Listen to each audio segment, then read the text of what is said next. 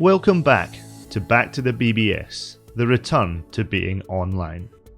In this episode, it's all about games and mods. Some BBS users come to BBS'es specifically to play what are known as door games. Some of these games are single player, but there's also a heap of really great multiplayer titles, some of which allow users to play across multiple BBS'es. We also talk about mods, which is add-on functionality to a BBS that can have some pretty useful enhancements that give a BBS an edge. Throughout all of this, we have some excellent interviews with sysops, including several that have developed their own games and mods in the last few months. Like one has a door in your house, open it and you'll find a room inside with something different than the one before. Doors in a BBS sense meant that you could get extra functionality on top of the stock BBS software that the sysop was running. These days, when most people refer to doors, they're referring to door games. If you've been on a BBS before, chances are you've stumbled across some games. Common titles you'll find across many BBS'es include Legend of the Red Dragon, often known simply as Lord. There's also Trade Wars 2002, Darkness 2.0, Operation Overkill 2. There are some surprisingly immersive games that you can get stuck into that take full advantage of ANSI, such as John Daly's Dungeon Master, Arrowbridge 2, and Legend of the Red Dragon 2. Some of these games have real-time multiplayer aspects to them. Many have tournaments in which you can compete. Many BBS'es have inter-BBS leagues like BBS Link, so you can compete with other BBS'es from across the world. To some, these games may look simplistic. However, they still have a lot of drawing power. For example, Facebook has many games. One was called Mafia Wars that I guess is similar to the gameplay of Trade Wars. New BBS door games are being released often. For example, Richard Orr here has been developing a new roguelike game called Baud. My name is Richard Orr. I was a Bulletin Board System from about 1985 to 1990 in Calgary, Alberta, Canada. I haven't really logged into a board in about 25 years, but recently got back involved with them to kind of relive history, and have since gotten deeply addicted again to the point of standing up a new bulletin board system called Mystic Mountain. But I'm also working on a door game, a game that has been in my head for 25 years that will soon be around, called Baud. Richard's made a little intro for us to have a look at Baud. Baud is a roguelike BBS door game that will be released in 2021. It is set in a future where corporations have reverted back to old school BBS technology after the internet becomes too chaotic and insecure. You are a hacker who is hired to penetrate the security measures of these old school mainframes, retrieve the data, and if you're up to it, shut them down and leave your mark. It's time to bust out your Hayes modem and Apple IIe. There are many tributes in this game from ASCII Express pirate boards and flourishes from some of your favorite 1980s BBS games like Pyroto. But at its heart, it's a modern roguelike with new school combat hacking mechanics from Entromancy Cyberpunk RPG and AI that takes advantage of today's computing power. It'll be released in the first half of 2021, but available soon on Baud BBS for playtesting. This game's been in my head for 25 years. And, it's like, well, like you could take any of these games, and a lot of them write games. Like one of my devs, wrote a game for his family. He hosts on Azure during this COVID situation. And they play games all day. Like a lot of these ideas can be quickly transported into an actual game that takes a much longer period of time to develop in kind of a full game system. So ideation to first user is actually quite low on a bulletin board system. Man, this is going to look bad, but my favorite door is one that I wrote, which is terrible. But it's a Korean War RPG called Skyraiders. There's really nothing out there like it. Right now, it's only on my board. I look forward to putting it on an Amiga server eventually. But I spent a year and a half putting thousands of hours into it, and it's so fun. I play it all the time. And usually, I don't play something I made because I know it all. I'm Shooter Jennings, Dark Rebellion. I run Bit Sunrise BBS, and I make games and apps under the Black Country Rock name, and I run the BCR game server. So I'm very much into this world. Now, I also hear that you're a bit of an enigma when it comes to this whole Black Country Rock thing. You're also a bit of a rock and country music fella. You got a band, and you do touring when it's not lockdown. Is that right? That's right. And I produce records and do a bunch of stuff with music too. But BBSing, I ran a BBS when I was young. I was always into computers the minute they came out, and when I was probably like 13 or 14, I ran a BBS. I ran several. And then I moved to LA and started doing music when I was 20. And so I just kind of got out of all of that. Like I kind of like went and was this person that I was like wanting to be, like just playing music and living in Hollywood and stuff. And it wasn't until about 2007 I started messing around with setting up a BBS again. I was just getting really nostalgic for it. I've decided to yet again try to do a BBS, and this was but 2014.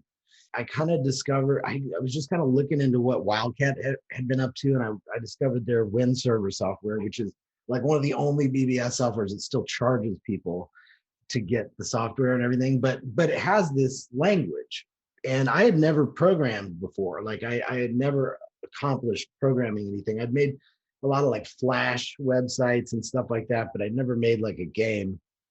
And I realized just by tinkering with it that I could make my own door game kind of. And I was like thrilled about this, And like, so I spent like a year doing this game called From Here to Eternity. It was my first game. And it's like really sloppy coding. Like, it's like literally, if this happens, go to a number. Like I did it. I was just learning, So I learned through making that first game, and immediately I went into making a second game.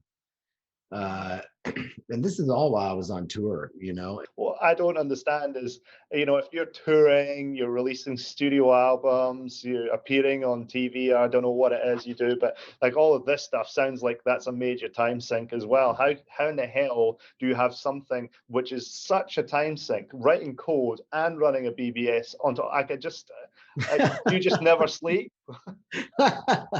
Well, let's say I have figured out really great remote access tools to be able to work when I'm on the road. Like when I would travel in the band, it was really hard for me to get anything done. But like when I go home, they were just, it was really in my mind, like the concept. Like I learned once I was done with my first game, you got to write the whole game first. So a lot of that planning kind of stuff, that would happen when I was on the road or traveling. When I would get home, I would spend any time I had off, any free time when my kids were at school, or like when I just wasn't working, and I would spend at least 2 hours a day just coding. And it would just be getting closer and closer and closer. And it still took 3 years. My second favorite would be, there's a new game called Darkness 2.0, written by a guy named Jack Flash. And it's fantastic. If you remember, you probably remember this. There used to be a game called Legend of the Red Dragon. Or Lord. Yeah. And it was ubiquitous. Mm-hmm. Every board had to have it, or you weren't even a board. It was really addictive. So he based his game, Darkness 2.0, on that play style, but he took it to the next level, got together some great artists, and he's a great artist too. And I've just really been having a blast with it. He did a really bang-up job with it.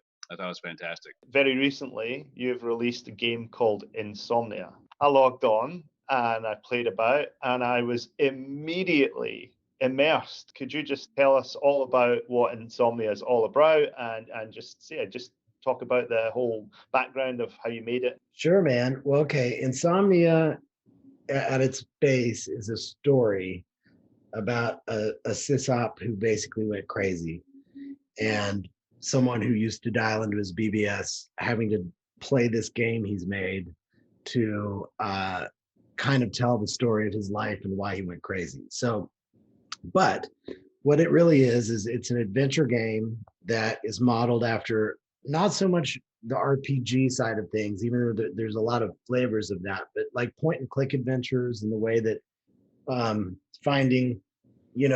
finding items and having to use them to solve puzzles and things like that.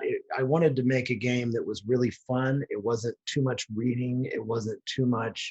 I had a lot of criticism about the amount of reading in my previous games, because so I really wanted to make it be this really fun adventure that felt like it was in a world that was affected by all the other players. And at the same time, there were elements of things from like Pyroto Mountain that I loved. I put a lot of effort into really developing this story where there were all these quests that would interlap and really create an adventure that would pull people back in. And then I also set out to do some things that were the opposite of BBS tropes. So with this one, I had this idea to make it where when you die, you go to this underworld in which you're in the negative HPs and you have to fight the bad guys. And every time they hit you, they give you HP, the ones down there, and they kind of, until you fight your way back up to being alive and then continue to play. So in theory, I wanted it to be a game where you could never stop playing it. Like there's 100 locations on the main overview map, and inside of those locations, the ones that have indoors, some of them are 30 stories high, and some of them have hidden rooms and secret passages and things like that. So like really, I wanted to create a system of the overview, which is where the Lord 2 comes in, I think, because that had that top view, bird's eye view thing where you moved around. But so I was just trying to create a world that was multiplayer. Online, when you're online with somebody, you can attack them, and you can also heal them if they're in your faction. So like I wanted it to be just where I could just slam the key and I was just taking your life away, and you had to run away to get away from me, and so I did that for the multiplayer battles, and then I made the other battles turn-based, the NPC ones. There's probably 85 items that you end up using throughout the game, and there's manufacturing where you can make money and also complete quests. It was just really fun, man. I'm really, really proud of it. I hope some people give it a shot to try and beat it. That's very cool. Just before I forget, can you tell everybody what the address is to the board so they can play the games? Yeah, sure. My BBS, bitsunrise.com, standard port 23. That has the BCR game server on it. You can also go to any other BBS that has that. And the server itself directly is bcrgames.com, port 31337. In 2020, let's just take the nostalgia part out of it. What about new people? What would you say about them? What did you say? Yeah, I think they would come in, because they're going to be attracted to, we can play online games. If I play this game, I can get my friends to sign into the bulletin boards. They can play with me, and then who knows, we could play, somebody in a completely different country, but basically it's all real time. Especially with all the inner gaming leagues that are out there now, the bulletin board gaming servers that are out there now. So you could have a bulletin board set up in your home and sign on to that league and play with thousands of users at one time. No, it's not going to be like a Final Fantasy online, but it's going to be text based. But it's awesome just to know, hey, if I attack this monster, or attack this guy, is he going to be there to respond? And a lot of times that I found, when I get onto those type of games, they're there almost instantly to return the favor. I guess they attack back. From pretty much the beginning of Bulletin Board Systems, games played a big part of the BBS scene. From arcade-style games to card games, puzzles, adventures, and a crap ton of role-playing games, you name it, most game genres of the time were covered. Here's just a few examples of the games that you would find on a BBS from the mid-80s to the early noughties. Most of the games used ANSI graphics to make the gameplay a little bit more visually appealing.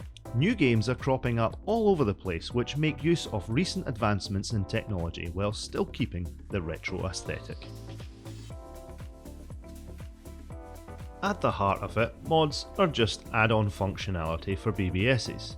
Similarly to door games, there are tons of mods that add a unique feature for a given BBS. Often, however, these mods are shared around so that many other BBS'es can use them as well. Many of them are specific to a certain BBS platform, However, many are now coming cross-platform, such as one that I'll show you called MRC. These mods can really make a night or day difference to a BBS. I find myself going back to some BBS'es specifically for the extra functionality that these mods provide. As far as technology, anything that is accomplishing a modern task with a retro interface, I really love, and is one of the things I love about the entire BBS scene. So now with the advent of APIs becoming available, retro computers, as long as they have an internet connection, can accomplish things they could never accomplish back in the day with their native hardware. You know, I mean, you have them pulling in data from these supercomputers from the cloud, and then all they have to do is parse it out and display it, or provide the user interface. So, I mean, you're sitting there getting, you know, RSS feeds from a Commodore 64. It's just a really, really wild time. So I love anything that's just new and edgy and shows a cooler retro way of accomplishing things that we do in modern times. I kind of went through that first initial like excitement, the playing on boards and getting, like, I went on the Twilight phone, which was run by a guy named Blake Stone, who eventually became CTO of Borland. And then later, and there was another guy named James Garland who wrote this board called The Wire. And The Wire was a 4-line Apple II bulletin board system. And it's the first that I know of that had multi-line chat and a multi-user dungeon on Apple IIs. He actually figured out how to local area network this thing. It was those experiences in the chat rooms on The Wire that was going back to the interpersonal connection. That's where I got the interpersonal connection. The multi-line chat on Sunday nights on The Wire was where not only did you leave messages for one another, but you actually talked to each other through text. And the depth of connection with people you got there. Using BBS'es today in the 21st century is an amalgam of technologies that includes both the internet and the retro scene of the BBS. Here you can see the multi-relay chat, which is a mod that allows multiple users across different BBS'es to connect all in one little place. My name is Dan Richter, aka BlackPanther, and I'm the sysop of Castle Rock BBS, and I also do some different modding and writing programs under the name of RCS. Modding. What is BBS modding? Basically, you start out with a BBS program that has all of the basics. If there's anything extra that you want to add on that hasn't already been written, you write it yourself. You make it look the way you want it to look. You make it act the way you want it. Basically, you're making the system yours. I know that obviously there's a number of bulletin board system software out there. So you get aNACHRONiST, you get Mystic, you get Enigma 1/2, just to name a few. How does one write software for these disparate pieces of BBS software? Is there any particular common language, or is it all different? If you're gonna write external programs, as far as like door games or something like that, it can be in any language. But if you want something specific to your BBS program, it's gonna depend on the program itself. For example, I run Mystic, and Mystic was written in Pascale. And it also has an internal language called MPL, Mystic Programming Language, that is based on Pascal. So having a Pascal background for writing any kind of a mod in Mystic just makes life a lot easier. Whereas like Synchronet, I know deals a lot more with JavaScript. Everybody, my name is Tony Pascale. Most of you know me as Dream Master. My BBS is called, obviously, Dreamland. I've been really enjoying Mystic and how far it's come today and the power of it, and seeing everybody getting into it and doing the MPL or even coding stuff for it. There's a lot of power that you can do and modify the BBS these days, which you couldn't do unless you went in and did things like hex editing and all that to give it a different look. But now with Mystic and other BBS softwares, they're now giving you prompts where you can kind of make it a little easier to do things as well. So, I mean, there's so many different possibilities with all these softwares now, which allow you to customize it to give its own look and feel. Would you say that you have to be a programmer or have programming skills in order to pick up MPL, or do you think that most novices could, if they wanted to make a mod for Mystic, could they just pick up it and study it for a few hours and then get off and actually start writing a fairly basic program for Mystic? Yeah, I mean, having some coding background does help. MPL is more Pascal syntax based and getting even more powerful every day. Say I had downloaded a bunch of mods. How difficult would it be for the average Joe like me to start installing those mods and configuring them? Just this one thing that a lot of things, every time you make a mod out, there's always a direction file, which everybody just seems to sometimes bypass and just install it right away instead of reading, what to do and to get it to work. On the BitSunrise BBS, you've also got a number of mods on there. Is it fair to say some of those are custom, some of those are made by yourself? Yeah, I think all of them are, I think. I mean, the Bitcoin one is messing up right now because Coinbase changed their API. But yeah, all the mods in there, all the chat and the last callers and the who's online, and you got TweetCat on there as well, right? Yeah, that was my first project. That was with Robert Wolf, and he had figured out how to tweet from DOS with it, and I came to him with the idea, and he wrote the program, and in him doing that, it showed me a bit of how to code, and so that was kind of my first thing, because I was like, it seems like we could just be able to make an account for the BBS and tweet out from the BBS. It seemed like that would be possible. It's pretty wild. Like you can literally use a lot of APIs and pull a lot of data down and use wget. And, for me, I'm not probably as good of a coder as most people. So my ways are always a little janky. Like my Bitcoin thing, basically wgets, and then I wrote the program to go in and find where the price is and extract it from the actual code that comes back. I kind of go around the back way, but I did like a sports thing where it would get sports scores from different APIs and stuff. And it's been fun to just learn. For whatever reason, the WC code language was like perfect for me to start learning to code, because it's like I know it really well now, and I feel like it's really easy, and I can kind of, I've learned all the stuff I need to do. So I feel like doing another game, I want to start another one. And so this, the Wildcat programming language, so we've got aNACHRONiST, and that's kind of JavaScript based. And then you've got Mystic, which is kind of Pascal based. What's Wildcat? Yeah. Is it based on like anything like BASIC, or is it just its own? It's like thing? BASIC. It's like kind of object oriented BASIC.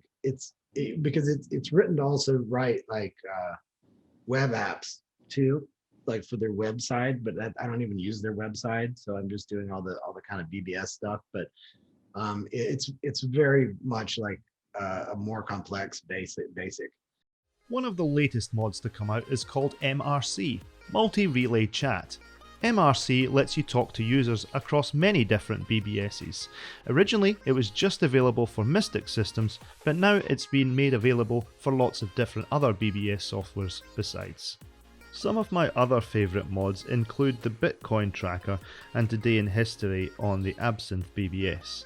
There's also this weather module called WeatherX, and here's a Twitter poster which is on BitSunrise.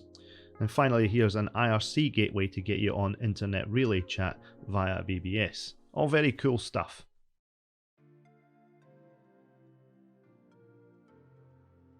It's always been about community. Like, I keep coming back. It's about the group of people that you go and interact with, and then there's nothing more exciting than doing that in a kind of retro way. It's a totally different experience than any of those other things can provide. And frankly, there's an aspect of the people, but then there's also like what the sysop has been able to accomplish in terms of providing an interesting experience over a restricted technical set. And I just always marvel at like how magical some of these experiences are. But there's also the community side as well. You know, when I connect to a BBS, I'm not just connecting to some computer in some random location. I'm connecting to a computer that's actually in someone else's house, and someone else is probably sat there watching, waiting for someone to connect. Well, that's what it used to be like anyway when I was a kid. And if the sysop jumps on you and has a chat with you, you get to know that sysop. You get to know them, speak to them, find out what they're doing, find out what you're doing, like they do, and you start to gain some good friendships and stuff. And I think that is equally as important as the knowledge that you gain from what you find on a bulletin board. You know, it's the whole community side, and I haven't really witnessed anything like that anywhere else on the internet. I've joined IRC groups, and I've joined, you know, other forums, way of communicating with people, and you don't really get that kind of community. It always feels very anonymous, and no one really sees you as anything but a username. But whereas on the bulletin boards, the community you get, you really feel like a person. We always strive to be a community anyway. In any part of our daily lives, people just want to be part of some community somewhere, and I think having the bulletin board community really has allowed a lot of people to gain some form of feeling of community where maybe they didn't have before. I mean, there's a lot of reasons to use BBS, I'd say. Definitely that there's that sense of community you get, right? You're not, you know, it's much smaller, it's much more tight knit, right? You're not just like some, you know, nameless face lost in the masses. I enjoyed this format because it's an extremely unique format. I feel like it ended with the internet, and there were still things that could be done with it that were never done, and to kind of go back and use this kind of very unique format to make games or to make apps or anything like that. It's not only really satisfying, but it's really fun to see something happen that never happened before and know that you figured it out, you know? There's a lot more freedom, I'd say, right? Like YouTube, for example, they always, you know, they censor videos, or they take videos down, and then you have creators censoring themselves, or like, you know, you have all sorts of posts getting removed off various social media websites. I guess I kind of just like to, you know, encourage people to just start going on BBS'es. I mean, I've had a blast. It's not like anything you've done before. It just isn't. To summarize, it's the feeling of being in your own home or in a friend's home versus at a shopping center or out on one of the main streets in your city. It's just one is home, one is safe, the other is where the world happens, where life happens. You go shopping, you go pick up stuff, you go tour places, but it's not where you're comfortable. Join me in coming parts of the documentary where we discuss hardware, what pieces of hardware you might need to get on the BBS if you've got some retro equipment. Then there's BBS server software. Fancy yourself as a bit of an aspiring sysop? There's information about the software that you can get and some interviews with the authors of the most recent BBS software. Then there's BBS mail, privacy, there's the ANSI art scene, the demo scene and the music scene, as well as the underground scene. Stay tuned for all of that and more coming up on Back to the BBS, the return to being online.